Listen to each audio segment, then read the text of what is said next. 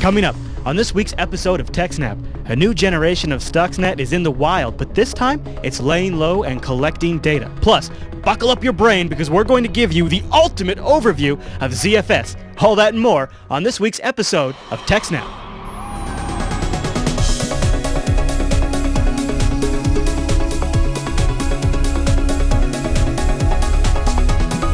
Hi everyone, and welcome to TechSNAP. It's our 28th episode, and we filmed it live on October 20th for download on October 21st. My name is Chris, and joining me on the line here is Alan. Hey there, Alan. Hey Chris, everybody. Hey man, hey, I can't help but notice you got that beautiful blue shirt on. I know what that shirt is. That's a Jupiter Broadcasting shirt, isn't it? That's my Jupiter Broadcast. Oh, nice, nice. You know what, Alan? I got to give a plug then to our Jupiter Broadcasting gear store. If you go to the show notes, we have a link to the gear store. Printfection.com/JBGear is what it is. That's just a shameless plug. I know. Yeah. I know. But also, they're having a free shipping sale. Yeah, that's kind of the impetus, right? Unlike most free shipping sales, it is not lame. It includes international and Canadian orders. Oh, good for you. Good for you. Slow shipping internationally or airmail to Canada is not the fastest shipping option, but it is free. So if you go and order within like the next 2 days, you can get free shipping to anywhere. All right, well, enough plugging. Let's talk about the show today because we have actually already struck a major news story from the top of the show because we knew we had so much show with the ZFS thing we're going to talk about today. And I am like floating on cloud 9 right now. Is that the saying or cloud 7? I can't remember what the saying is. That sounds right. I'm a happy boy because this is one hell of a meaty show, Alan, and your dedication to tearing through this topic as ZFS is to be commended, and I feel privileged to do this show with you, and this is so fun for me. And this last week, we relaunched and reformatted SciByte. Now it's an audio show that features science, news, and events of the week, featuring myself and Heather, our local Jupiter Broadcasting scientist, and it's been a huge success. And I think the TechSNAP audience might actually be particularly interested in SciByte. Go to jupiterbroadcasting.com. We just relaunched. The new episode started with episode 17. It's a whole new format. It's awesome. Fantastic feedback on that show. Fantastic feedback on this show. We are just rocking it these days, Al. I am ready to do this. I am pumped up. I feel good. Yes. Good. Yeah. What do you say we actually get into our first news story? Because we got to tear through some of this news before we talk about ZFS. 6 pages of show notes here. So. Now, I know I've been a little obnoxious already since the show started, and this is even more obnoxious of me, and I apologize up front, but I did totally call this next story, didn't I, Alan? You did, yes. I did. What's going on here? So the next generation of Stuxnet has been found in the wild. It's called Dooku. And basically, it's malware that appears to be based on the same concepts and code or written by the same people as Stuxnet. I see. So it's sort of like inspired from or actually copied from? Enough of it looks so similar, they assume that it was either written by the same people or by someone who had access to the original source code. Well, and like I said, you know, we've covered stories here on the show where they said the Stuxnet code is floating out on the net. So why wouldn't somebody grab that and build something off of that? But also some of the timing is interesting with this. But the other thing was that this appears to be like the phase 1 of the attack, the reconnaissance phase. Oh, really? And so there's speculation that there was something like Dooku before Stuxnet. So Stuxnet was actually the part that targeted the hardware and destroyed the centrifuges. Right.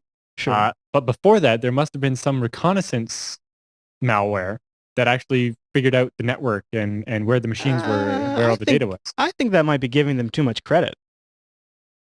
I think that might be giving them too much credit. I think there was a pretty good case that the authors of Stuxnet were given insider zero-day vulnerabilities from Siemens. I mean, didn't we now also cover a story that Siemens is now out of the nuclear reactor business because of this whole snafu? Well, it wasn't necessarily because of that. It's because they're a German company and Germany isn't going to buy any more nuclear power plants, so it makes sense not to build them anymore. Yeah. I think it's definitely one scenario that some sort of piece of malware went in there, infiltrated the network, compromised whatever it needed to compromise, it collected a ton of data, and then sent it back. I mean, that's I'm sure that could happen. But it also seems like the authors of the Stuxnet, who a lot of reports say looked like it was a state-sponsored project initially, just based on the code structure and all the zero-day exploits they knew.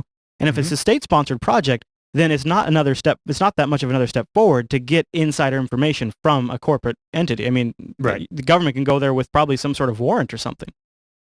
That's possible, except for Siemens is a German company. No, I know, so but it's not like the U.S. government could, doesn't necessarily. Well, it doesn't necessarily mean the U.S. government was the only government involved in building something to take. Hard to say. There's a lot of governments to be interested in crippling the Iranian nuclear program. Obviously. Yeah. And Russia, the company didn't have to be complicit in it, right? It could have just been one employee who was bribed to give information. Oh, totally. I suppose so. Yeah.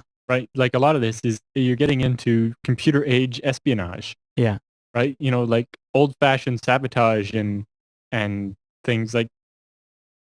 It's true. Used to happen back in like the Cold War, right? Yeah. Yeah. Absolutely. And it's stealing state secrets and so on. And I guess they're already seeing this. They're calling. Some people are calling it a brother. Some people are calling it a cousin of Stuxnet. I don't know where the different vernaculars are being tossed around, but I guess they're already seeing it take supposedly some action in the UK. I don't remember what areas they were saying, but it sounds like it's actively in the wild. Yes. Oh, okay. So the malware is designed to be stealthy and silent. So rather than exploiting the system to some gain, like most malware, to make money or steal credentials or create a botnet or whatever. It doesn't do any of that. It just looks for information, basically. Stands back and just kind of monitors. Right, and it's basically a reconnaissance drone. It's trying to get information to be used later for an actual attack. That seems like that doesn't seem like the MO of like a anonymous group threat, right? It's you're doing reconnaissance in preparation for an attack later rather than just trying to attack whatever machine's most vulnerable right away. Right. Because when you're going after someone specifically, it takes a lot more work than just looking for the low-hanging fruit. Yeah. Yeah. So basically, part of it is a rootkit that loads as a Windows driver. The interesting thing is that it's a validly signed driver. So even if you have your security settings turned way up so that... How is that possible? So what appears is that it was signed using the code signing certificate of a company in Taiwan called C Media Electronics Incorporated. Now, it's not known whether, they were involved with this or if their systems were hacked and their private key was compromised and then used to sign stuff.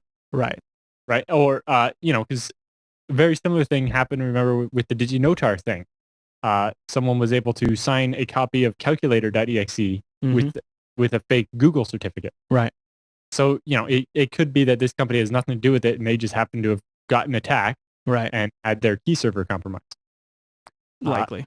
Yeah. And so that certificate was set to expire on August 2nd of 2012, but authorities revoked it on October 14th so that it won't be valid anymore. Okay. So that should help stop this. So it won't be installed. It won't be installed by anybody else going forward as long as they're checking the signature. Now, of course, this malware isn't a worm, so it doesn't actually spread at all. So it gets on one system and just stays there? It doesn't try to... It doesn't try to spread. And it has no destructive payload. It's not trying to break anything or anything, right? Probably all designed to keep it even stealthier, right? Because if you don't spread, it's less chance to get detected. Right. An intrusion detection system or something isn't going to find your scans across the network. Right. Because you're not making any. Right. And if you're not connecting and installing to other machines, you're not firing off miscellaneous processes and strange network traffic. Yeah. So exactly. So it appears to only be there to gather intelligence and basically act as a spy. As good as actually, compromising someone in the company. Right. Just compromising some of the computers. And then whoever's sitting there just goes about their business silently passing off information to it. Yeah.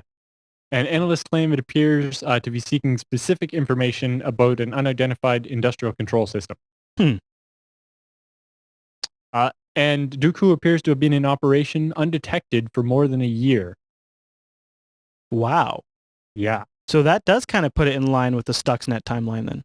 Right. Well, Stuxnet was discovered 18 months ago, but had been running long before that. Okay. So this does... okay. So the Stuxnet does predate this then by quite a bit.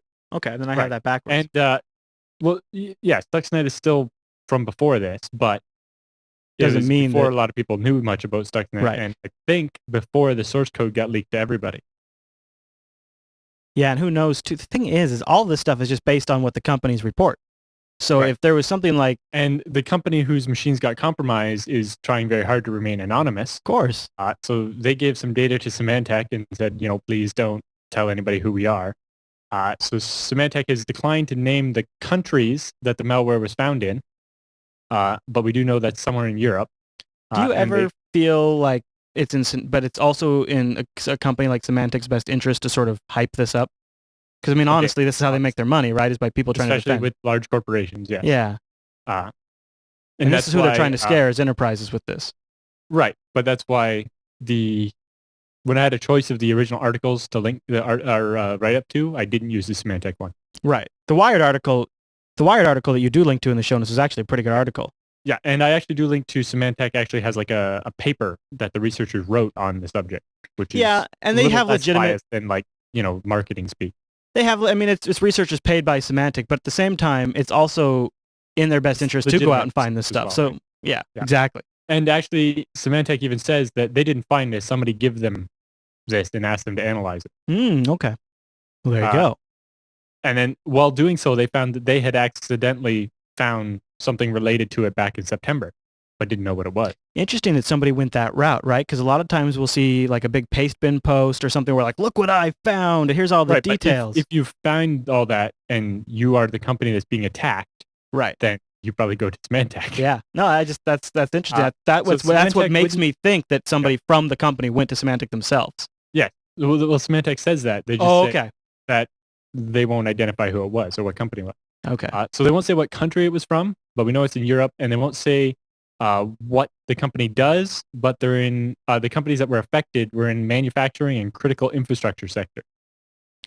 So this is the same type of idea as Stuxnet. Right. And like we talked about before with these, what are they called again? Starts with an S, the control systems. The centrifuges. No, right? But centrifuge starts with a C. I mean, I know, but isn't that what you're thinking? All of those industrial control systems. Oh. It's an acronym. I forget what it is now. Yeah. I thought you meant the devices that they were attacking with Stuxnet. I can't remember what I'm drawing a complete blank on it, actually. Yeah, the system control devices. I forget what they're called. Yeah, the chat room's mulling over. I'll watch them to see if they come up with it, and I'll butt in if they have. Yeah, and then also in our analysis here, we link the Symantec paper, which is from the 2 or 3 researchers that actually worked on it. SCADA. Folks says SCADA. Yeah. There you go, and the mic too. So there we go. And I love having that chat room. That's super handy. It is. Thanks, everyone. Well, any other thoughts on this story? Not so much. It was just relating back to when we talked about that bunch of SCADA systems having zero-day exploits against them being posted by that Italian hacker a couple of weeks ago. Si, signor. Si. All right. Well, why don't we move on to this Google story? Yes. You ready for this one? How about some good news for once? Yeah, this is actually kind of interesting. Google's actually turning on SSL for Google searches for all logged-in users. Now, I read this and I thought, interesting, but why do I care if my Google searches themselves are encrypted? I mean... Well, it can depend on a couple things. First of all, if you're using public Wi-Fi, like at a coffee shop, then sure, it's great so that people don't know what you're searching for. Okay. Also, some ISPs will look for what you're searching and hijack certain keywords and things like that. Oh, it could be great for that. That could be huge. Also, some ISPs are forced to spy on their customers by governments. Real law of trying to make that happen in Canada. And I think it already happens in Europe in some places. And then that's not even considering, some other countries like Iran and so on where this kind of thing is commonplace. Right. So if all your searches are encrypted, then your ISP, the government, law enforcement, Wi-Fi hackers, everybody else can't see what you're searching for or what your results were. Or they can't interfere with those results either, right? Your ISP might inject their own ads in place of the Google ads or whatever. And in this case... I guess I've never really considered my searches to be really confidential. I wouldn't use Google if I did. Right. But this specifically, the reason Google's doing this is because now your search results are getting more and more personalized now. Right? Like when I go and look at my Google search results now, I start seeing like related people from my Google Plus and what they thought of it, or if they've commented on the link already. Chat room's asking, what are your thoughts on how it would impact content filters? Say like, for example, a school district that filters out porn searches. Now, now the URL is the URL itself, and everything in the transport layer is encrypted. So Now, this is only if you're logged into Google. If you're just using Google normally. But what would prevent a student from signing into their Google account and then be able to search for boobies? Nothing. Interesting. I wonder if people are just going to start blocking Google outright then. Because I know the school district that I did work for a while they did block HTTPS. I hope not. I hope what really happens here is Google's making a statement that, hey, everybody should go. Why wouldn't everybody go HTTPS to offer some sort of service where there's any kind of user session at all? Why wouldn't they all go? Like a site like JupiterBroadcasting.com where you're just going there and you're downloading media and reading show notes. You don't need HTTPS for that. But, hell, why not every Twitter session? Why not your Reddit session? Why not everything? There's not even really that big of a penalty anymore in terms of performance. That's like the entire second half of my notes here, yeah. Oh, all right. Well, I didn't mean to step on it. You go ahead, sir. But yeah, so this is an important step as Google gets more and more personal data in your search results, right? You don't want anybody else to be reading those. Right. But also an interesting side effect of this is that now browsers don't pass the referrer header when you transition from SSL to another site, even if the other site is SSL. So normally when you clicked on a result in Google and went to that site, say it was Jupiter Broadcasting, in the HTTP log of Jupiter Broadcasting, it would show what page you came from. It'd be like google.com query was, I find that awesome handy so I can video shows. For me, it's handy to know what people are looking for, so I have an idea of what people expect when they come to our site. But if Google's doing SSL, you won't get that anymore. I know. So their answer is like, well, you can use the webmaster tools. Right, and I'll talk about that in a second. But this provides the users more privacy, and it will also help fight a lot of those spam sites that customize the page based on the string you were searching for. I'm not too worried about it. Yeah, I mean, it's kind of a bummer to lose some of that data as a web host, but you know what? It's a good trade-off as a user myself, I think. Right, and Google will provide website owners with the top 1,000 search queries that led visitors to the site via the webmaster tool. As long as it's current. See, like in the past, the Google webmaster tools have sometimes been a little behind. Yeah. And, the internet is anything but slow. You know what I mean? So that never made sense to me. So if they can make that tool better. They've recently added real-time to Google Analytics, which is actually pretty slick. Right, but Google Analytics, because it's JavaScript that runs inside your site, it won't be able to see the referrer anymore. Right, I know. That's pretty crazy. Yep. Yeah. So I don't know if Google will be able to tie those things together and allow you to see the search terms still in Google Analytics by tying it into Webmaster Tools. Because right now, those two tools are completely separate. Do you have any word on when this rolls out? It rolls out slowly over time. Kind of like they always do stuff. Yeah, it randomly depends on, You're they announced real time like Google you hit. Yeah, they announced like the real time analytics like I don't know 2 weeks ago, and I got it 2 days ago for some reason. Right. Now you can go to like encrypted.google.com or something like that. That will turn it on. We'll let you do it all the time. Yes. Well, there you go. Yeah, and eventually it will deploy for everyone. So if you're logged into your Google account, then you will get SSL. Yeah, good. Now, I didn't mean to step on all your SSL points. Do you want to cover those? Right. So specifically, we were talking about why doesn't everything use SSL now? Yeah. And the primary impediment to SSL before was performance. Okay. But, 10 years ago, every server CPU was pretty busy. Now, right. Most of them are not so much. And so encrypting all traffic on the web takes a lot more hardware. Although now, with better hardware and some specific settings, Google managed to switch to SSL for everything based on Gmail without having to add any extra hardware. Oh. There's some interesting notes about how they did that. Oh, really? Yeah. But one of the things is Google defaults to using a weaker encryption for things like your search results than what you would see at an online merchant for, processing your credit card. Right? Rather than using like AES-256 with an SHA-256 hash, you get like, really weak encryption with RC4. Mm-hmm. Mm-hmm. Right, we talked about this a couple of weeks ago. Right. And so it's plenty strong enough for protecting your search results or whatever, right? But you wouldn't want to use it for your credit card. And so by doing a couple things like that, Google has managed to get a lot more performance so they can handle more things. Interesting. Also, they made some proprietary changes to Google Chrome, where it does this... The speedy protocol? SSL false start, they call it. Oh. So that it can do the initial setup with only one back and forth instead of two.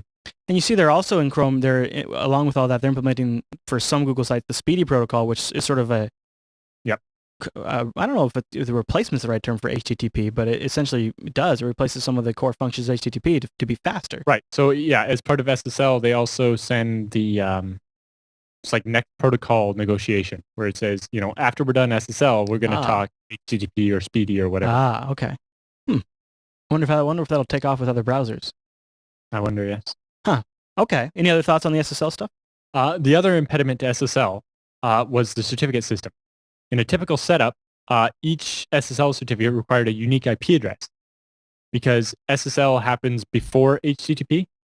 And normally when you have a bunch of websites hosted on one IP address, like regular web hosting, right, it uses the headers in the HTTP request to decide which site you're looking for. Right, based on the name or whatever. If it has to decrypt that first, then it doesn't know which certificate to send you. So it can only ever do one certificate per IP address. Mm-hmm. However, now modern browsers and web servers support SNI or server name indication, which is passing that information as part of the SSL handshake so that you can do that. There's also other solutions like wildcard certificates. Like you can get a certificate for like start@google.com and that will do any subdomain at Google. So all right. And then you can switch, which vhost happens after. Right. And the other type is Unified Communication Certificates, or UCC. And those are the ones that have multiple different domain names on one certificate. And that's typically used for like Microsoft Exchange servers and stuff like that. Okay. The problem with those ones is that you'd have to reissue the certificate every time you add a name. So if you're like a shared web host like DreamHost or GoDaddy or something, that could be challenging. Work. Yeah. Okay. So that's definitely an impediment. Something like SNI would solve it. The problem is, while all newer browsers support it, I don't think like Internet Explorer on Windows XP doesn't, but Windows Explorer or Internet Explorer on Windows Vista and 7 does. Oh. And so slowly, as all the legacy stuff falls away, we'll be able to do it properly. Internet Explorer. Come on, people. Jeez. Okay. Well, that's cool. So maybe as a gradual process, Google's sort of just moving things in that direction by doing this. Yes, but if you are interested, the EFF has a browser plugin called HTTPS Everywhere. And it's a setup for like about 1,000 different sites. Oh. Where SSL is optional and it will just turn it on automatically for you. It's like a browser plugin, you said? Yeah. Oh, sweet. That'd be great if you're a frequent coffee shop user or something like that. Yeah, and so Public it's like Wi-Fi. sites like Reddit that offer SSL but don't do it for everything. Right. It will like just turn it on, or even sites that, all their links are hard-coded to take you back off of SSL once you don't need it, and it'll change those and keep you on SSL the whole time. Do you remember what it's called? Not off the top of my head, but I think it's HTTPS Everywhere. Huh, that sounds pretty cool. I'd like to check that out. I'll see if we can't find it. Actually, that gives us a good spot because with all of that stuff out of the way, it's time to move on to the TechSNAP feedback.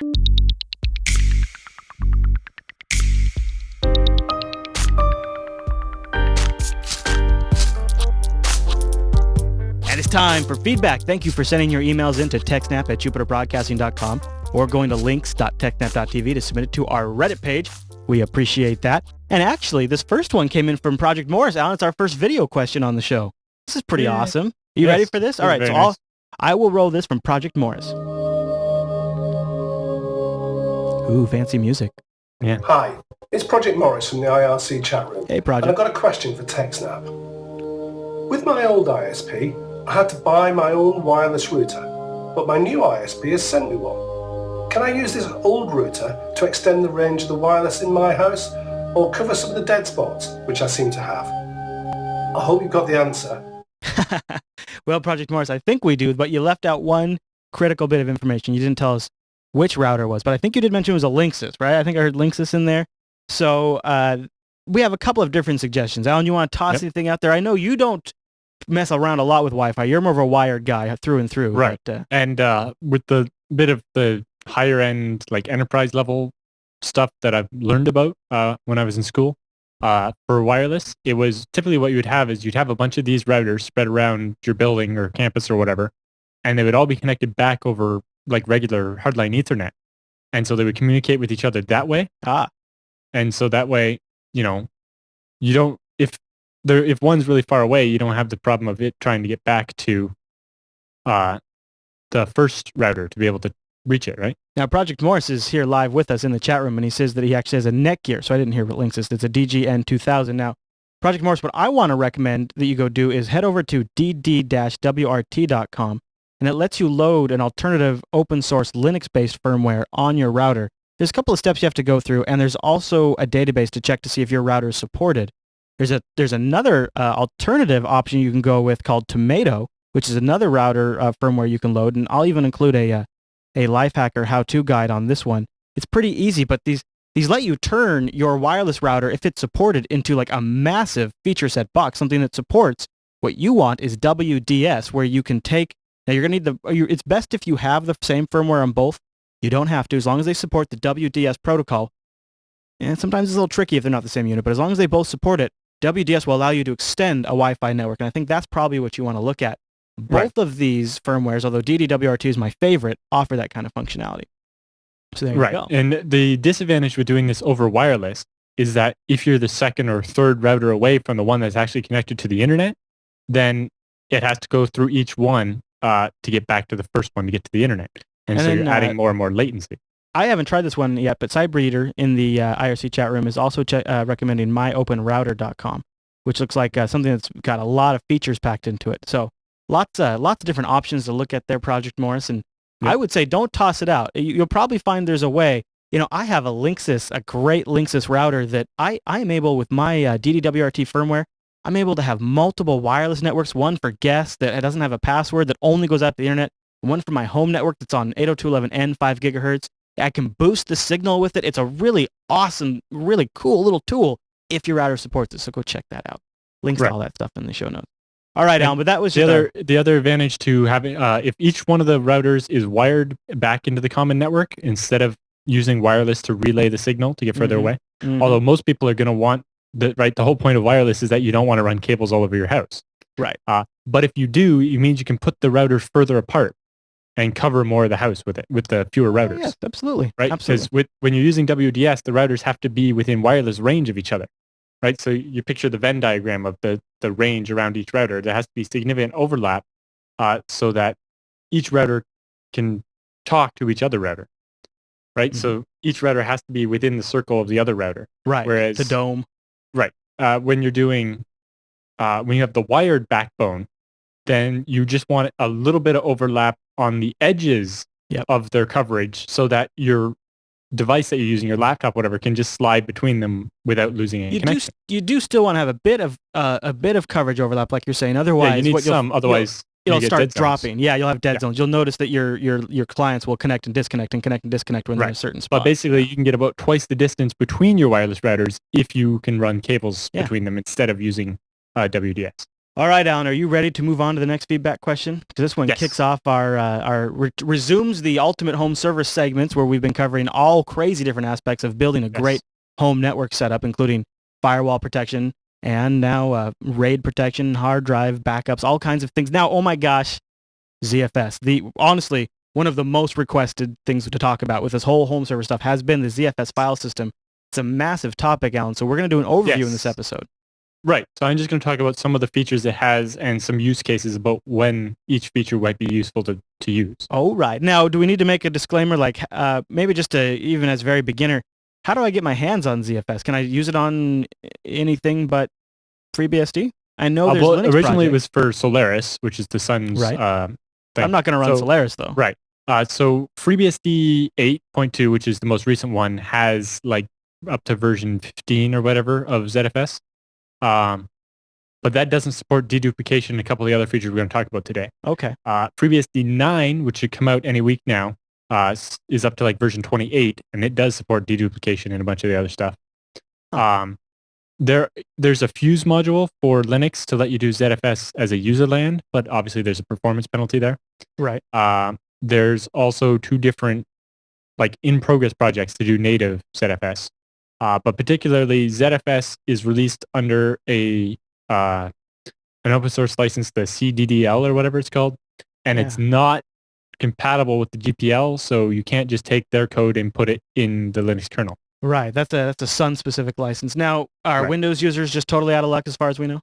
As far as I know, yes, okay, for sure. Yeah, I haven't heard of any ability. If anybody out there knows if you can somehow get ZFS working on Windows, It would be useful for a lot of people out there, so I'd love to know. Possibly, but in the case here, we're talking usually what you're going to have is like a file server that's going to be running this, and then your Windows clients would just connect to it with Samba. Exactly, and they would just see it as a Windows file share. No big deal. Yep. All right. Well, where do you want to start? So a little bit of history. The ZFS was originally developed by Sun Microsystems, which is now owned by Oracle. Yeah. To be the first file system that would be able to store a zettabyte of information. Hence the ZFS part. Yes. And just for reference, a zettabyte is 1 billion terabytes. 1 billion terabytes. Yes. Yeah, Sun actually got the InfoWorld 2008 Technology of the Year Award for creating the best file system, ZFS. Yes. Yeah. Oh, how times have changed. One of the things that makes ZFS different is that it's both the volume manager, kind of like LVM that we talked about before. On the next action show, yeah, so it's the volume manager and the file system. Interesting. Right? So instead of having volume manager where then you put, ext2 or UFS or whatever file system on top of it, it is both. The advantage to this is it allows the volume manager to change things and the file system adapts automatically. Right. Very integrated approach. So it gives it some unique benefits, including the ability that as you add more disks, the free space just appears in your array automatically. You don't have to resize the file system or anything. So no formatting, no backing up your data, readjusting partition size, and then restoring everything. Yeah. And it also improves performance because some processes like scrub, which is the integrity check, we'll talk a little bit more in a minute, and resilvering. For example, when you have a RAID 5 array and one of the disks dies, when you pop it out and pop in a different disk, it has to rewrite the entire disk, everything that was on the original disk, bit for bit. Yeah. Now, half of those bits maybe were not used, right? Well, because ZFS is the volume manager and the file system, it knows which bits were used and only has to write the ones that were used. So Huge it means time saver. Your recovery time from a RAID failure is much, much faster. Oh, that is nice. And those are crucial moments too in an outage when you're waiting for your server to come back up. Especially if you only have one redundant drive, like in a RAID 5, because if the second drive dies while you're still repairing one, your whole array is lost. Yeah. Oh boy. That is a real. That almost sells me right there because I've been in positions where I'm waiting for the drive to rebuild. It's so stressful.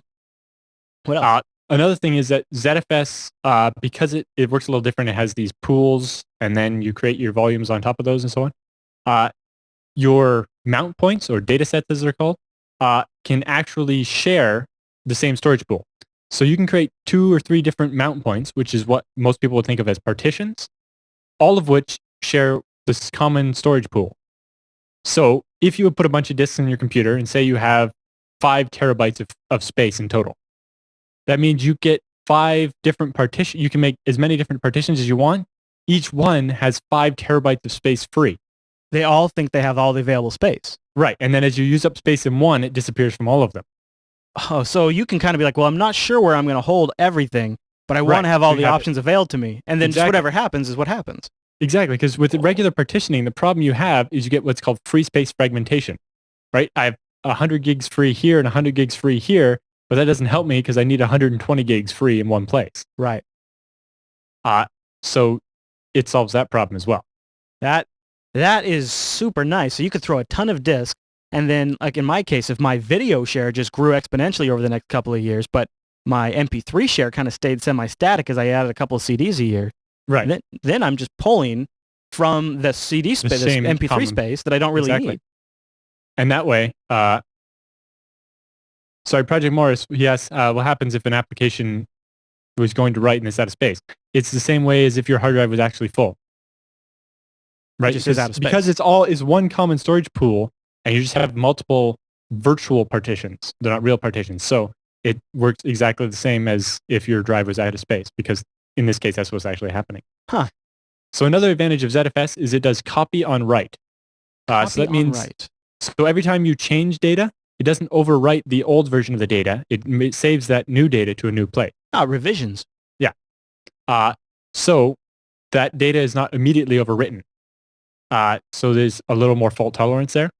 But eventually the data will be recycled. How does that not have a performance impact though? Because then aren't you doing... It has a little bit, but at the same time, it means you can spread it out across your disk better. Yeah. But yes, so there's some performance and fragmentation problems. And the newer version that they're working on that isn't out yet will actually have a defragmentation system. Is Oracle now maintaining this? Yes, they are. They're screwing it up, huh? Are they screwing it up? Well, not so far. Yeah. So we'll talk a little bit when we get to some of these other features. We'll talk about why the copy on write system becomes very important. Okay. Some of the features that you have are multiple mount points. So you can create mount points, which again, because it's all shared space, they don't appear like they don't functionally change anything. But each different data set or mount point can have different settings.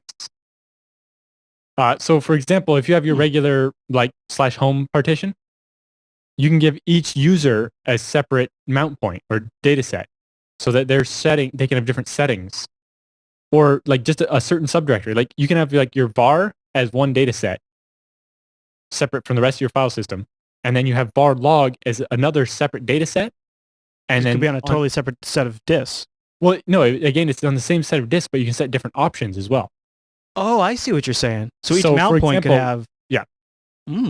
So this way, for example, when we talk about compression, you can have var log be compressed, where you don't want like /var/db, where your MySQL database is to be compressed. I know, like sometimes, like on the extended file systems under Linux, system admins will turn off attribute timestamps to pick up some speed. So there might be some areas where you could turn that off on certain folders where you don't care about timestamps. You can say, don't update the last access time on these files. One less write. Yeah. Yeah. So some of the other important features are passive integrity checking. I don't know of any other file systems that do this. So basically, every time data is written, it takes a checksum of the data. Depending on your setting, it's either a Fletcher checksum or an SSH2 hash, which is like SSH 256. And it hashes the data, and it stores that plus the regular metadata for the file, like the size and access time and so on. And then that is hashed as well. Huh. And so it ends up with this Merkle tree of hashes. Yeah. But what that means is every time the data is read, it's compared against that checksum or hash. The hash is more secure, but the checksum is faster. So for every read, it's doing a hash compare? Yeah. Okay. And then, so what it does then is it can tell if the data is changed or corrupted. Right, of course. Because drives will have silent error. Like the drives are correcting a lot of errors every second as it's reading data. Mm-hmm. But it misses some of them. And so do other file systems. And so ZFS will actually detect these. In real time. Yes. And then if it doesn't detect one, then it just passes the data to the app like normal. If the data is found to be corrupt, ZFS will attempt to recover it. If you have set up mirroring or RAID Z or anything like that, then it can just go to one of the other disks and get a copy, and it'll send that to the user as they requested it, but it also fix the corrupt version on the disk that was broken. Okay, so I have heard ZFS referred to as the self-healing file system. I've heard that tag thrown around a few times. That's what they mean by that? Is that just like the diagram you have here. So you have two drives in a mirror, and one of them is with the red square, the data on that drive is corrupted. So when it goes to read that and it notices, hey, the checksum doesn't match this data, right? Then it goes to the second disk in the mirror, gets the new one, sends it to the user, and also writes it back to the disk that has the corrupted data. So now it's healed. And that's something a regular mirroring system couldn't handle. That is slick. So you basically can get data corrupted, that detected, and resolved without a single action on the administrator's part. Yeah, exactly. And that works automatically with mirrored or RAID Z or anything like that. Oh, that's slick. But it can also happen with the copies feature, which we'll talk about in a minute. Okay. But yes, this allows ZFS to detect silent corruption that would normally go unnoticed. Yeah, and absolutely. cause all kinds of horrible things to happen. Yeah. It also supports RAID Z, which is so RAID Z is basically RAID 5, but done with ZFS instead of having to require a hardware RAID controller. A lot of people's motherboards now support RAID, but they'll only do like striping and mirroring. They won't actually do RAID 5 because it requires too much. It requires like a dedicated chip on the controller to do that. Yeah. So they do a kind of a cheapo version a little bit. Right. So RAID Z allows you to get all the features of RAID 5 without having to have a controller. In fact, they recommend that you don't use a RAID controller in your setup. You should just use a host bus adapter if you need like a card to control your disks. Really? Yeah. So because a RAID controller will try to do stuff for you, and ZFS would rather do it all itself. Wow. A regular RAID controller, even when you just have it in like pass-through mode, it has a more aggressive timeout for like when a disk isn't answering. But isn't the advantage of the RAID controller handling that the performance you get by not having to have the software layer worry about it at all? I mean, it seems like there's a few different things here where you might be taking some compromises in the overall performance. Right. Well, you can use the hardware RAID controller, but it's sometimes not as good as using. Sure. I mean, I could see the ZFS feature set's pretty amazing. So then on top of RAID Z, they have RAID Z 2, which is basically RAID 6. So you have 2 drives for parity instead of 1. And also just recently, they announced RAID Z 3, which allows you to have 3 parity drives, which seems like a lot, but you have to consider with ZFS, you're not limited like you were before with how many disks you can have. So if you have a RAID set that's like 48 disks, you need to be able to withstand more than 2 of those drives failing at once. Right. That becomes the more disks you add, the more possibility. Yeah. And so the other thing RAID Z supports is hot spares. Okay. Including shared spares. So if your pool is made up of a bunch of RAID Z arrays of like 5 disks each. So if you have 10 arrays of 5 disks each, giving you 50 disks, but 40 disks worth of usable storage. Right. Then you can have a pool of like 5 spare disks. And then whenever a drive dies, it will automatically swap that spare into that to recover that data. And then when you pull out the faulty drive and put back the replacement drive, the spare will resilver back to the original drive, to the correct drive, and the spare will go back in the pool to be used as a spare again. Oh, that's nice. That's really nice. So the spares are temporary, not permanent. That'd be really good when you're using a ZFS backend for your storage for backups, right? Yep. Because if your backup pool one night, I wonder, do you know now? I know you're just kind of getting your brain wrapped around ZFS, but can you use those spares also to increase? I guess you could just allocate them to the storage pool instead of having them spare as standby, right? So like if your backups are starting to consume, say, all of your disk space, could you then just go to one of those spares and say, all right, you're no longer a spare, come into the storage pool? Depends on the type that you have set up, but yes. Okay. We'll talk about some of the limitations at the end, but right now you can't add more disks to a RAID Z array. Now, a pool is made up of one or more of these arrays, so you could add another whole RAID Z array to the pool. Yeah. So like if you have on my example, I had 10 arrays of 5 disks, you could add another array of 5 more disks. Right. And you would gain that extra space and you'd be good to go. Yeah. But you can't add a 6 disk to any one of those arrays. Yeah. And is there any normal, so it does the hot swaps in a fail drive.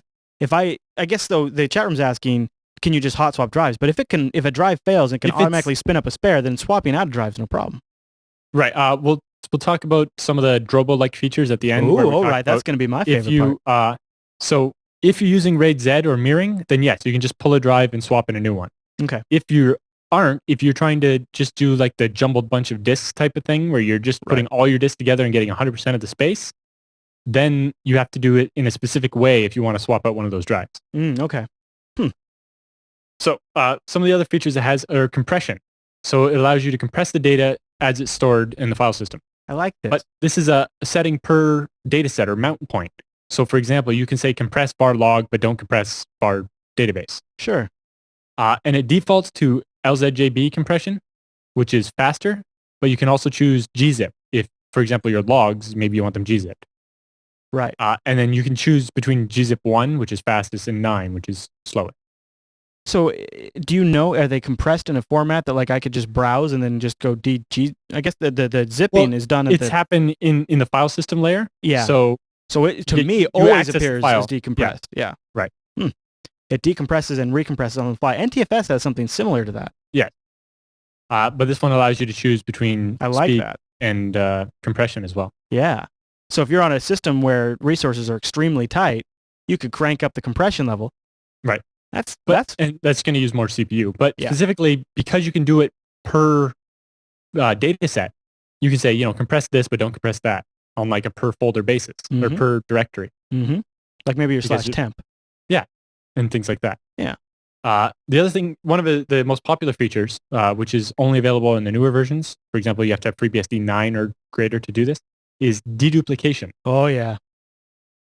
Since ZFS already knows the checksum or the hash of every file as it writes it, it can detect when a file already exists on the disk somewhere. So when you save, for example, the same file a second time, it'll say, hey, this has the same hash. Why save it when I just mark it as a link to that original file? Isn't this kind of how Dropbox does it? Yes. So ZFS is like an implementation of what Dropbox is doing in the back end. That deduplication system, yes. Yeah. Now, you basically have the two options here. You can do the checksum, which is Fletcher, which is faster, but there's the chance of a collision, right? Two files having the same checksum, but not having the same content. Interesting. So that can be a stability thing. Or you can use SSH256. If you do that, the chance of a hash collision are 2 to the power of negative 77, which is 0.770 chance of it happening, which you had it up on the screen there is a really long number. Yeah. Now, there's a second setting for deduplication called verify. And so what that does is even if the hashes do match, before it does deduplication, it will do a bit-by-bit comparison of the files and make absolutely sure they're the same before it deduplicates them. You got to be pretty hard. Oh, okay. So could deduplication happen in the background so it's not hitting you while you're writing the file? Does it do? Really. Does it do? It's asynchronous. ZFS kind of did a lot of that stuff and cached it and then performed some of these operations. Yeah, it depends how you have it set up. But yes, it's not a huge performance penalty. So basically, what it does is it checks if the checksum is the same or the hash. If it's not, then it knows that it's a different file and it goes away. Now, if it is, then it can double check and absolutely sure that the file's not a hash collision. Okay. So with that verify option, you can use the Fletcher checksum, and because even though the risk of deduplicate or the risk of a hash collision is higher, because you're doing the verify anyway, most of the time it's going to be faster.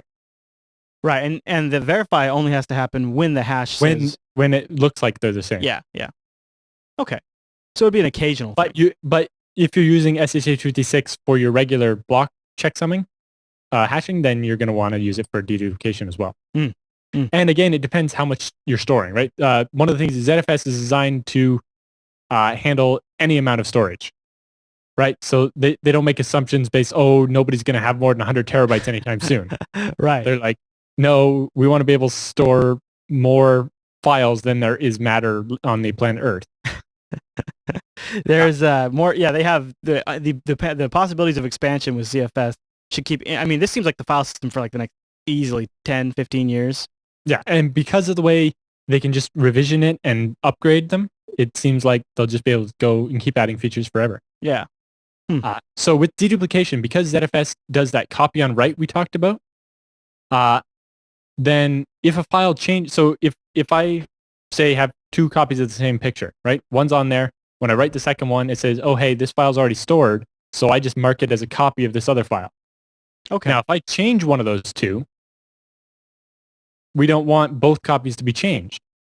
So when the change happens, it's copy on write. It actually it reduplicates them and changes only the one copy. So now the two files are separate again. It's doing a lot of thinking on the back end. Yes. Is it? It must have. How does it keep all this straight? Is it all just in index files or what?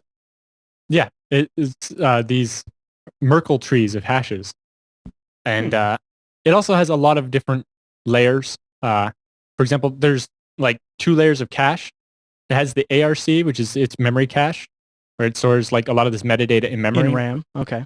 For example, deduplication specifically takes a lot of memory because it actually keeps a table of like every hash that it knows exists in memory. So basically it takes 200 or 320 bytes for every block of data on your hard drive. Okay, so now you're talking about your file servers might need some RAM if you have a lot of... Right. If you use the 8 kilobyte block size, then 1 terabyte of data would require 32 megabytes of RAM to store each hash. That's pretty manageable. Now, ZFS allows blocks up to 128 kilobytes, so you can get that number down if you want. But if you're doing 20 terabytes with 128 kilobytes, then you still need 32 gigabytes of RAM. 32 Now, gigs. it doesn't all have to be in RAM. So there's two layers, right? There's the ARC cache, that's your main system memory. And then there's the L2 ARC, and that can actually be another hard drive. They recommend like an SSD. Oh, so sure, you have your array of regular hard drives, and then you have this SSD that's acting as a read cache. Yeah, something that's just sort of in there just doing that one dedicated job. Yeah, well, it's caching your reads, and it's also caching, in this case, your deduplication data. Yeah. And then separately, it has another cache called the ZIL, the ZFS intent log, and that is a write cache. So what it does is when you go to write a big chunk of data randomly all over your hard drive or whatever, it buffers all that to NVRAM or an SSD or whatever, and then it can flush it out to the actual hard drives later. So that's how you're able to sort of accommodate some of these things that put a little bit of write overhead. By utilizing that kind of system, you can write it really quickly to an SSD and keep moving on for the user and the back-end processes, but then take care of that housekeeping. And that write log is there in case it's interrupted. And that, because it's an actual SSD, it will survive a power failure. Right. Right? It's called the intent log because it's basically like a big journal file. Mm-hmm. And so it will survive a power failure. Right. That's the difference with using NVRAM, which means non-volatile. It means it doesn't erase itself when the power goes out. Mm-hmm. So using NVRAM or like one of those crazy like $10,000 SSD PCI cards. Right. The ones that like a Waz's company sells. Yeah. Or an SSD and things like that. Like for SSDs, they recommend the SLC ones, the really expensive single layer ones. Right. They are a little faster.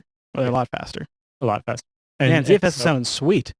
So the deduplication will only use up to 25% of the ARC memory for metadata.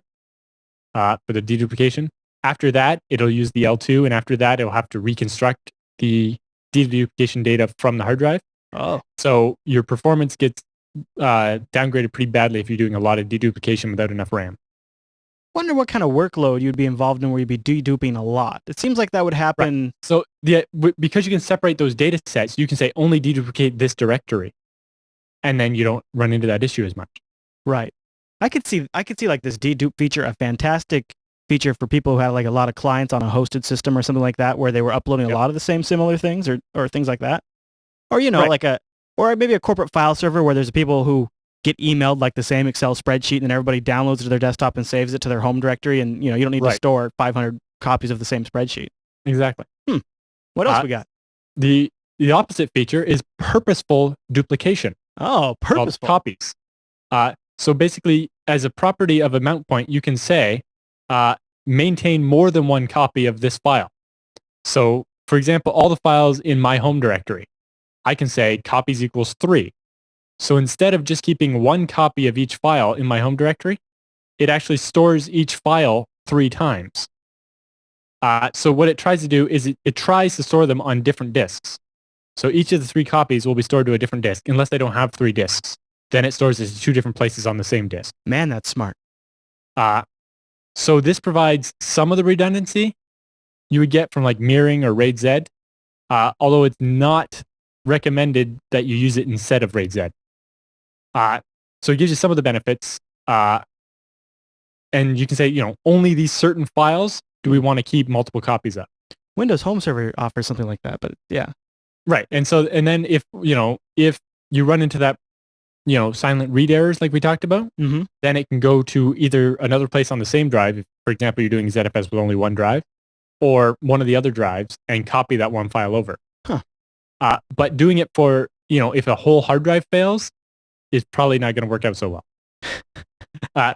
Right. Any files that only had the copies equals 1 would be lost from the drive that failed. Sure. And most of the files that have multiple copies might be able to be gotten back. Right. So it's really not a ideal. But it's meant for like, if a sector on your hard drive goes corrupt, it will recover from that without having to, with RAID Z or mirrors, you'd be sacrificing a lot of your total storage.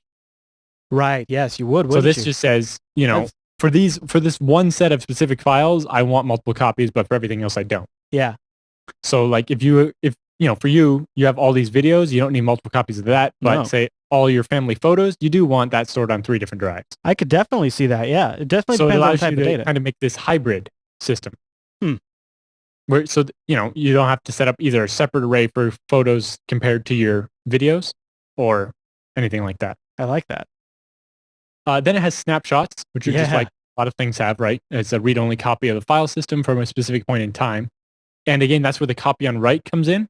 When you take a snapshot, all those blocks are marked as being used in two places, the original copy and the snapshot. Right. So if you change any of the data that was in the snapshot, then that gets copied to a new place. And that's where your newer copy references. Mm-hmm. And that leaves your snapshot as a perfect, snapshot in time. That's really nice. So then you can always go back to like that financial spreadsheet or that picture where you didn't edit out somebody's eyeball or something like that. Right. And you can say, take a snapshot once a day. Oops. And if you do a snapshot each time, any file that didn't change doesn't get stored multiple times. It's just there once. Okay. And then the copies that did change get stored separately. That's nice. So when probably in most cases 90% of the contents on the drive wouldn't change in a certain amount of time. So you don't have to copy all that again. Automatic snapshots all the time. That is so nice. Then it has a feature most other systems don't, which is a clone. A clone is a snapshot, except for it's one you can write to. This is interesting. So you can take like the contents of a drive, make an exact copy of it, and then mount it as like another. Well, it wouldn't be a drive, but a data set. Yeah. Okay, that's what I meant. Yeah. So then again, any files that are the same have that silent deduplication, but it's not the same as deduplication. It doesn't require all the extra RAM. But basically, it's a snapshot, except for you can mount it and start changing it. I like that. Yes. But like that's something the snapshots and clones are features that we kind of got used to with virtual machines. Right. And now you can have it on your actual hard drive. Yeah. So, if you have, a copy of something you're building or whatever, and then you can clone it and go a different direction with it and have both different versions or whatever. I'm flipping through for people who watch the video version. I'm kind of flipping through different charts online that kind of explain some of what Alan's talking about. But really, do you think, I'm trying to think of what the home server usage would be for snapshots. What about taking... Things make sense. Yeah, could you take a snapshot and save that snapshot to like an external drive, and then you could take that external drive off-site? Exactly. Yep. Oh, there's also there's a way to do it over a network. Oh, really? Yeah. Now you've got my interest. So yeah, I could tell. If you have two ZFS servers, you can like mirror snapshots or something. Yeah, this could be a killer backup solution. I like that. Yeah. And then the clones allow you to like take a backup, but fork. Basically, a clone allows you to fork your file system. Yeah, and then the original here, and yeah, exactly. It's like an experiment or whatever. Like you would like you could take a virtual machine, you clone that virtual machine, and then you install that new piece of software, or you do that service upgrade and see what happens. Unlike making a copy of it, any of the bits that didn't change don't get stored a second time. Right. So you're saving free space. Yeah. The other thing is dynamic striping. So if you're using just ZFS without any redundancy, you're just pooling all your hard drives into one big chunk of space. When you add another drive, ZFS will change its stripe size so that it takes advantage of that extra drive, and you'll get the additional write performance of having that many more disks. Oh, that's cool. So it allows you to add drives at any time. Kick things up a notch when things start slowing down. Yeah. This is a really slick file system. Or you remember how we were talking about how all your different data sets all share that one common pool of free space? Right. So that you don't run out of space on any one? Yeah. You can also do a reservation.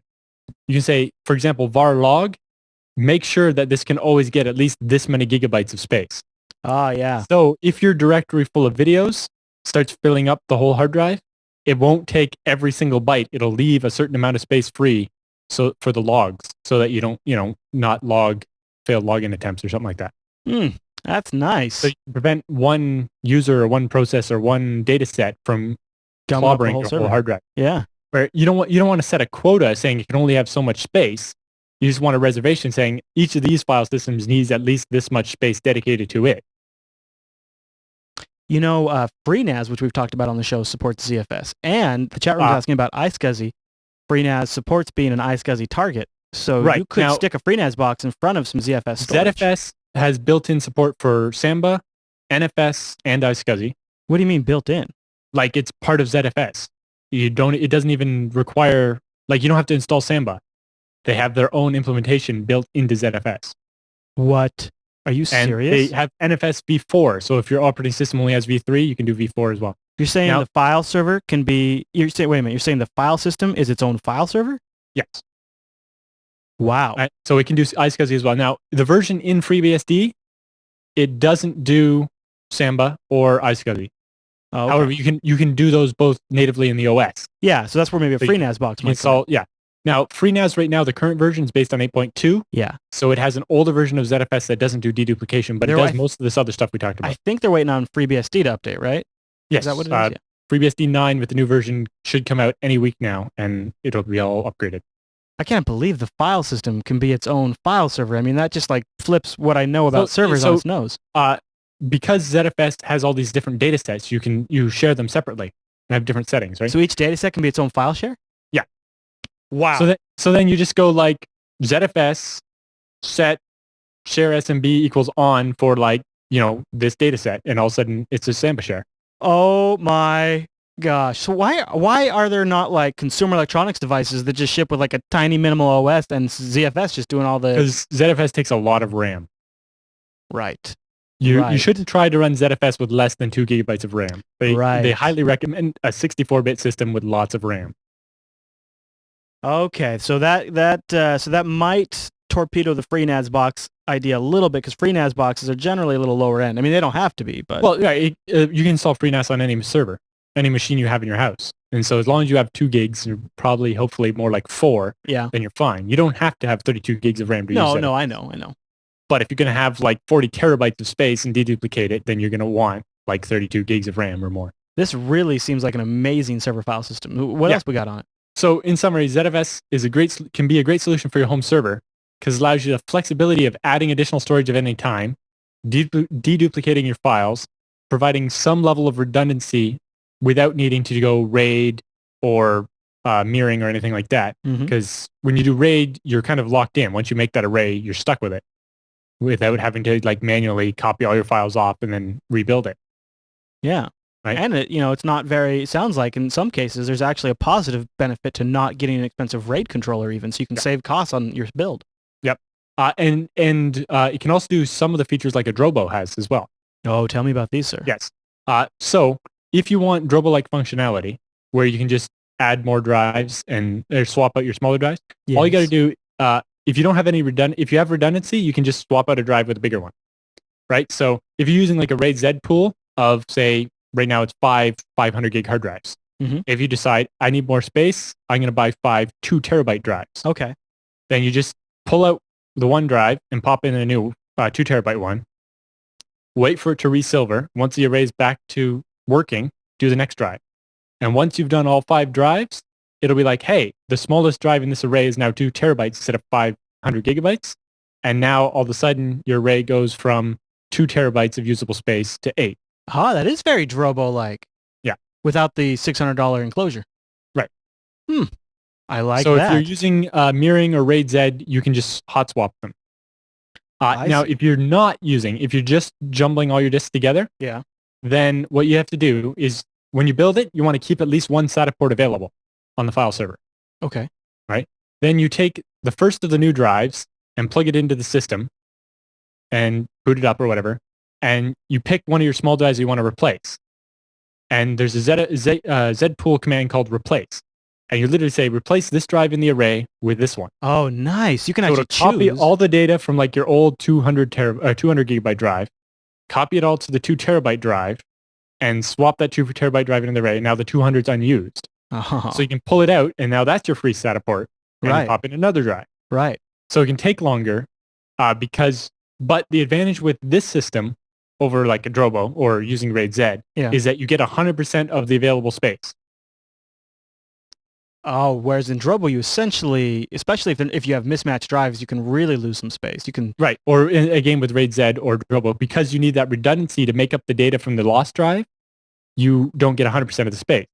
So if I didn't want deduplication, would there be any other downside with going with the implementation that's in the FreeNAS, the slightly older version? Not really. I might be able to live without deduplication in order to have the flexibility or the and simple it depends how soon you build it as well. But also you'll be able to upgrade it. True, right? I don't have to... Like, if you have a system that's based on like Zpool 15, is literally one command will upgrade it to the new version. Okay, so it's not a big deal. No. Oh, sweet. Any other thoughts on ZFS? No, that's about it. Wow. So I'm definitely considering it for my home file server. Yeah. Most of the data on there is just videos and stuff, like movies off my DVD collection. I put them on my network so I don't have to go and find the DVD all the time. Yep. I do the same because otherwise my son Dylan, he has a fascination with CDs and he thinks they're toys. And like eating them and stuff. And throwing them, yeah. Yes. And so that way, I don't really need redundancy. And this way I can pool all the drives together. Right now I have them as separate UFS formatted drives. And so I run a space on one drive or the other and I have to move stuff and it gets really annoying. Yeah. With a Z pool, it would all be mixed together. So, I mean, obviously, and I'm thinking about, I have a box that I need to replace to get more storage. Yep. I've been on the fence. I've been kind of considering going Drobo because then all I have to do is throw any file server like my, the B file server that I have back there or the, anything.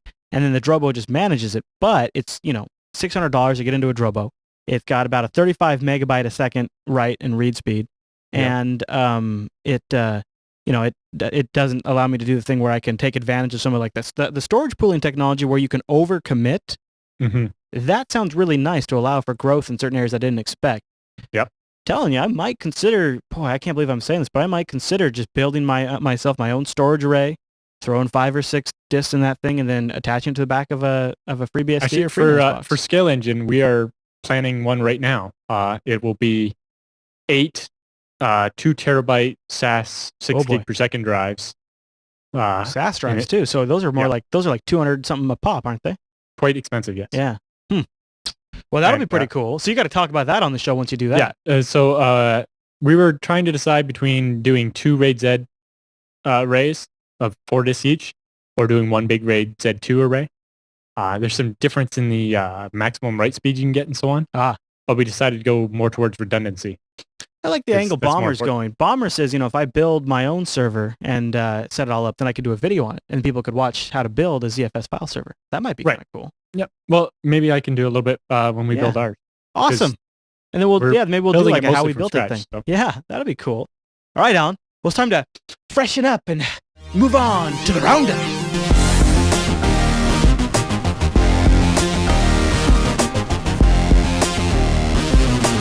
And that music means it's time for the Roundup. Now, the Roundup contains stories that didn't quite fit in the main section of the news stuff that was maybe stuff that's not quite in depth, or maybe a quick mention, something for further reading. And of course, everything in the Roundup this week is powered by our awesome TechSNAP Reddit page at links.techsnap.tv. And thank you especially to some new names in here, Crasha2 for submitting one of the stories on the Roundup today, and also a big shout out to Bayer and Cheese Bacon. You guys are awesome. Also, Goody Two Shoes down there. I see you submitting stuff and getting it voted up. So go join our TechSNAP Reddit subreddit community over at links.techsnap.tv. There you can submit story suggestions, maybe something you think we'd want to cover in the news, or a question. People can leave comments, and then they can also vote it up and down. So it's a really cool place to do that because it helps us sort of figure out what you guys are interested in. And since all of the stories here... Oh, go ahead. The comments also tell us what angle of the story are you interested in. Yeah. Right? Like, do you care about this part of the story, or do you only care about how it affects you and that kind of thing? Let's cover a couple of them. Now, sometimes the Reddit submissions actually make it to the main section of the show, too. It's not just Roundup material. And also, that's where some of our feedback comes from. But let's talk about this first one. Kind of interesting one, because Dropbox was an early the Dropbox security issues were an early thing that we followed here on TechSNAP. And now here's the story that came out, that Steve Jobs himself offered quite a big purchase to buy out the Dropbox company. And of course, they obviously turned him down. But you got to wonder. I wonder if they're kicking themselves now. He says, according to the quote from Steve Jobs, when they were talking about it, he said, do you guys realize that Dropbox isn't a service by itself, but a feature of an overall service? And that in the end, you're just a feature that somebody else is going to replicate. Right. He's basically like, we're about to start building iCloud. It would save us time to just buy Dropbox. Yeah. And then they're like, no, thanks. And then he's like, all right, then we'll just run you into the ground. And Microsoft is going to be integrating SkyDrive into Windows 8, and they're all everything Google does uses sync, and it makes file storage almost like in terms of Google Docs is not even something you even require anymore. Exactly. So Dropbox either has some very interesting times because they're going to be the standout product that has a local file cache, or they're going to sort of just be an artifact of the past in a new genre of computing usage. Right now, they're doing pretty well, even though 96% of the users are just using the free version. But I think with, the SkyDrive being built into Windows, there's that many people that even if it's not quite as good, it's already there. They don't have to do anything. They don't have to download anything. Yeah. That's going to sap their And iCloud built into the Mac. Yep. And then Google with its offerings and things like Amazon and Google's music services. Even Ubuntu, right? Ubuntu has Ubuntu One that bypasses Dropbox because it's part of an overall service feature. I mean, it's an interesting point he made there. So, good story. You can go read the choice quotes from the founder of Dropbox. A very interesting story nonetheless. All right, Alan. The next story on the Roundup is Australia's largest supercomputer has been confirmed hacked, and this was submitted right to our Reddit page. What do you think of this? Yes, the NCI, the biggest supercomputer in Australia, was confirmed that it was hacked on October 17th. This thing has 11,000 cores and 37 terabytes of RAM. You suppose they maybe just wanted to do some Bitcoin mining or something? Possibly. And so what they decided to do is to disconnect it from the internet until they can sort it out. I mean, you'd think with processor like that, you could probably have it chew on a few mathematical problems for you. This next one I submitted to our Reddit page because I thought it was hilarious. And you guys all probably heard about this, but we just have to comment on it. Sesame Street's YouTube channel got hacked, I'm using air quotes there, and was replaced with porn instead of, Elmo and things like that. And boy, talk about a major embarrassment for Sesame Street. And they even made like a little quick remark in their About Us page now on Sesame Street where they say, if you I have some screen caps I'm showing the video folks of the actual hack. They in their About Us page now on their YouTube channel, they're like, well, if you want safe content, you should just go over to our website. And they kind of imply don't trust YouTube. But it sounds like it was a compromised password of theirs they used on their site, which also happened to be the same password they used on YouTube. Yeah, there's a related story where their official website got hacked as well. Yeah. So their official website wasn't necessarily any safer at all. But at the same time, it is easier for them to control the content on their website. Even if it gets hacked, they can take it down quicker on their own website than they can on YouTube. All right, so the next one in the Roundup's kind of an interesting one. Put on your X-ray goggles, Alan, and start seeing through walls, right? Yeah. MIT researchers have developed a system that allows you to get real-time video through a wall. Wow. What does that mean? Basically, it's like a radar system that allows you to get an image of what's on the other side of a wall. Oh my gosh, this is so cool. Yeah, it's like Superman X-ray vision. Right, and the interesting thing is that is the signal attenuation. Basically, 99.9% of the signal gets lost as it goes through the wall. Then it bounces off what's on the other side, and again, 99.9% of what's left gets lost going back through the wall the second time. So they're basing it off of like 0.002% of the data, of the power they send out. And in their comments, that's not even the tricky part. You're kidding me. Not at all. What's the tricky part? I forget what they said. Oh, okay. They're like, that's just the easy that was part. Their quote. Their quote was that, the 99.9% signal degradation wasn't the tricky part. It's like, signal amplifiers are cheap. I see. Yeah, they have in the video here, they have like they have amplifiers throughout the wall. So they have the wall pretty wired up to be able to do this. Right. So they're not going to like pull up in a van and just start seeing through walls kind of stuff. But eventually, maybe. If they can get little diodes all over the wall, then they actually can. But like how many like cop or like spy movies have you seen where they're in like the room next door and like kind of listen through the wall or just waiting on the other side of the wall? Totally, yeah. Imagine if they could see through the wall. That's creepy. That's creepy. All right. Well, and the other thing is you could put okay. Well, I'll save that maybe for a future episode. I wanted to cover another story that I thought was interesting. Is Google has made noise recently about their Google Music service. Now, this is basically a music locker in the cloud. But it's missing the whole store component where you actually buy songs. And sounds like they're adding that. And they've hinted they're going to add a twist to their music store. Well, VentureBeat here is reporting that the new Google Music service that's going to maybe launch the next week or two is going to feature what they're calling peer-to-peer file sharing. Now, it's more like peer-to-peer lending. If your friend buys a song, he can lend it to you for a certain amount of plays through the Google Music interface. But it's kind of an interesting compromise, right? Because you can buy songs and people can then search for them and share them and maybe become friends through that. And plus, Google gets to track who likes to share and listen to what. And so it's a nice exchange there for little signal points of data for them.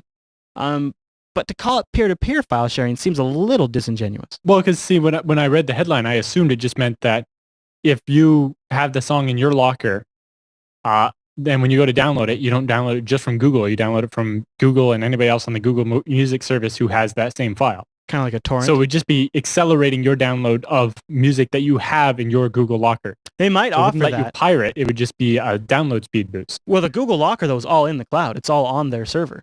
So they have it distributed out. Why use up all their own bandwidth when they can just, I'd be interested to follow where it goes. They're trying to give, them a competitive edge over Amazon and iTunes. And this could be it. The competitive edge to the Amazon one is that they don't have DRM, right? I don't know if the Google ones will either. If the Amazon ones definitely don't. But if it has lending, then it almost has to. I think the way it's going to work too, though, is there's no physical file transfer. They'll just be like, it'll just show up in the back end in your Google Music playlist, and then it'll be gone one day or expired. Right. And then there'll be an option to buy it instead. And if you buy it, it stays permanently in your playlist. So there's if it's just streaming, you're not downloading the files, then I guess that could work. Yeah. Interesting enough. And of course, we'll probably find out more. I just thought it was an interesting little angle to talk about on TechSNAP.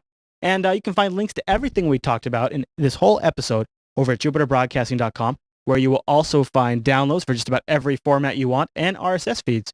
Subscribe to the show. If you're a commuter, you could get the audio version. And if you're like me and you pretty much watch all podcasts for your form of TV entertainment, it's really nice to just have them automatically download. And before we wrap, I want to give one more mention for the relaunch of SciByte, episode 17. Definitely a commuter's friend. I'm just super happy with the way this episode turned out. It's the new format. I'm really excited. And I'd love for you to go check it out. And that's over at jupiterbroadcasting.com. Alan, is there anything else you want to cover? The audio stream. If you can't make it to watch our video broadcast live and no one can do audio, for example, if you're at work sitting at your desk or whatever, if you go to jblive.am, you can get a live audio feed of whatever's on the live stream. Yep, and that's a great way to tune in on the road, too. If you have a good 3G plan on your phone, check out like Stream Furious for Androids. That's a great streamer. Or Tuner is a great one for iOS, and it'll do a little buffering, too. So if your 3G is a little spotty, it'll build up a little bit of a cache on your handset, and then it'll get you through those rough spots. And you can just stream the live stream while you drive. Not a bad way to go. All right, everyone. Well, thanks so much for tuning into this week's episode of TechSNAP, and we'll see you right back here next week.